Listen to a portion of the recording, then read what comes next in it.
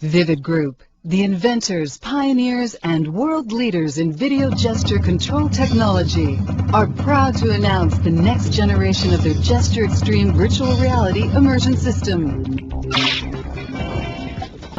This combination of the different technologies I'm going to show you are the evolution of that original technology. What was called the Mandela system. It was a very enjoyable time. It was a very fun time. It was the beginning of multimedia. It was very experimental, and everything seemed new. Now there's so many opportunities to do so many different things in so many different ways. It's a lot of the great things that are happening now are somewhat lost, unfortunately, because there are so many great creative projects that are going on with multimedia. In the beginning, it was a lot of media festivals.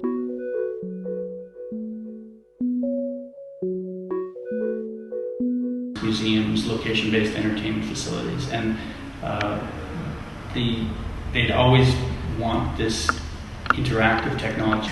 You know, for them, a great technology, because they'd have joysticks and keypads and things, but 10,000 kids later, which probably would only be a month, it would be broken. So here's something that, you know, we heard back 10 years later from some of the museums and science centers that are still running our Amiga-based systems, and they've never had problems because no one ever had to touch anything. So the idea of being able to create an interface that with the cameras was the idea, of course, that you never had to really touch anything.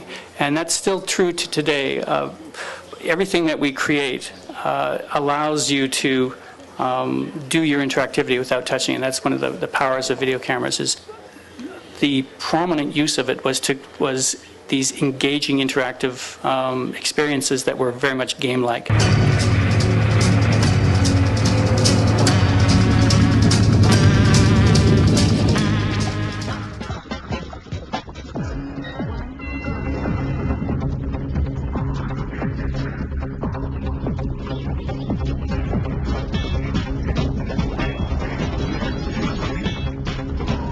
Since 1986, the Vivid Group has been a leading innovator in the field of interactive new media with their unique Mandela video gesture control system. From their headquarters in Toronto, Canada, the Vivid Group has produced over 400 virtual games and exhibits for clients around the world. Mandela systems are used to bring life to museum and science center exhibits, to add interactivity to television shows, to drive traffic to shopping malls and amusement centers, and to add fun to corporate events.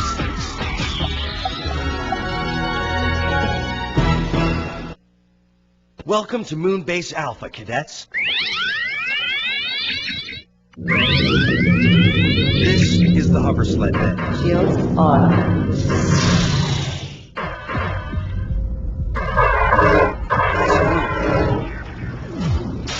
The Mandela system merges the user's image with a computer-generated virtual world. The Mandela's state-of-the-art tracking system reads the user's movements without them having to wear, touch, or hold anything. No bulky goggles or gloves. Just jump into the virtual world and begin interacting.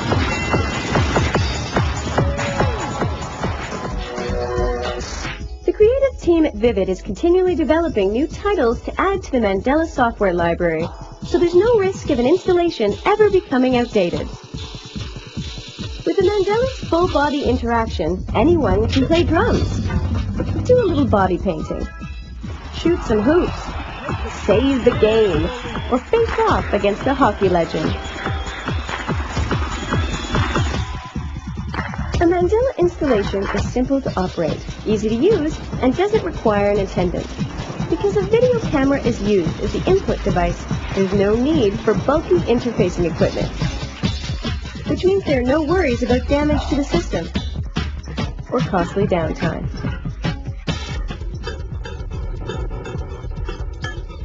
Looking for a custom Mandela installation?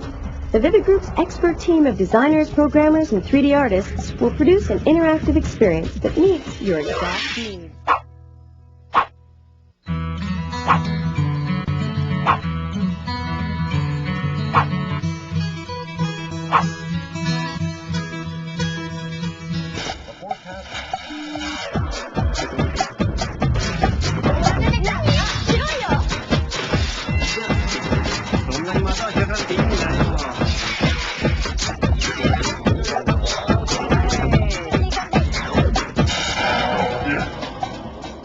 into an exciting new world. Jump in to the Mandela Video Gesture Control System. Only from the Vivid Invention Group. started here in this city at the University of Waterloo back in the early 1980s. At the time, we were looking to create something that would be, a unique technology. It took us a long time to invent it, progress through it, pioneer it, evangelize it, and its potential is finally starting to take effect today. In fact, I'm using video gesture control right now to present this presentation. Francis McDougall and I were students at the University of Waterloo in the early 1980s, and our initial idea for why we wanted to invent our video gesture control technology was to create a new artistic medium. We wanted to be able to step into the virtual world, to be able to completely unencumbered, without having to wear, hold, or touch anything, and essentially use virtual tools, the same way an artist would use the tools in the real world for creative expression. I was an artist, a dancer, a musician, and I saw this as creating the ultimate performance tool. I was also a student studying to become a psychotherapist who wanted to integrate the creative arts into the therapeutic process. And I saw this as a way of stepping into our dreamscapes and interacting to recreate or role play in real-world simulations as therapeutic process. And Francis was a brilliant software designer, but he was also a very embodied dancer. So literally our left and right brain thinking met on the dance floor and this project was begun. But before we even got the prototype started, we realized that we were creating something more than just this initial idea. We were trying to create a natural user interface that would change the way people would use their computers, for all aspects of their lives, stepping into 3D virtual worlds to be able to interact with their whole bodies for all sorts of aspects of collaboration or whatever it might be. Now, this was the early 1980s, and computers were not that advanced. In fact, they weren't even real time. And we needed to have something that had the user's image show up in real time and have this virtual world respond instantly. We knew whatever technology that we were going to choose, that it couldn't take up a whole room, first off, and we'd have to be able to afford it.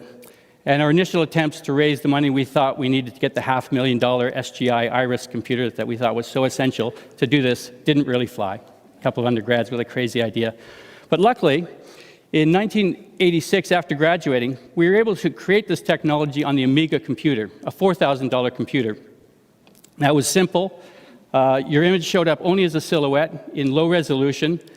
It was 32 colors, but it was real time, and that's what was really essential. We were able to use this technology as leading-edge interactive media artists to mount a ton of interactive, dynamic, engaging virtual world installations. But by 1991, we had created a full-body immersive video gesture system that was able to track the entire body and all aspects of the body, the hands, everything, so that we knew where you were moving by the angle, speed, and trajectory, and we could map that onto the virtual world.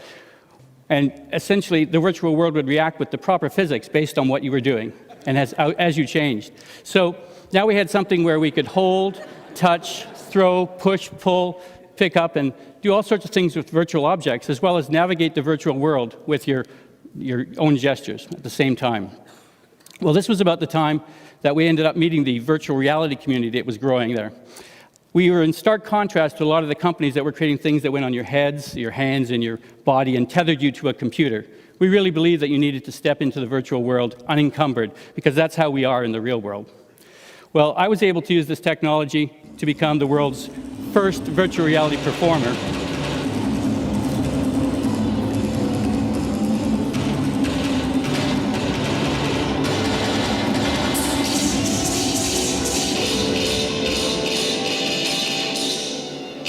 Taking audiences around the globe on journeys through dreamscapes, interacting and playing unique virtual instruments.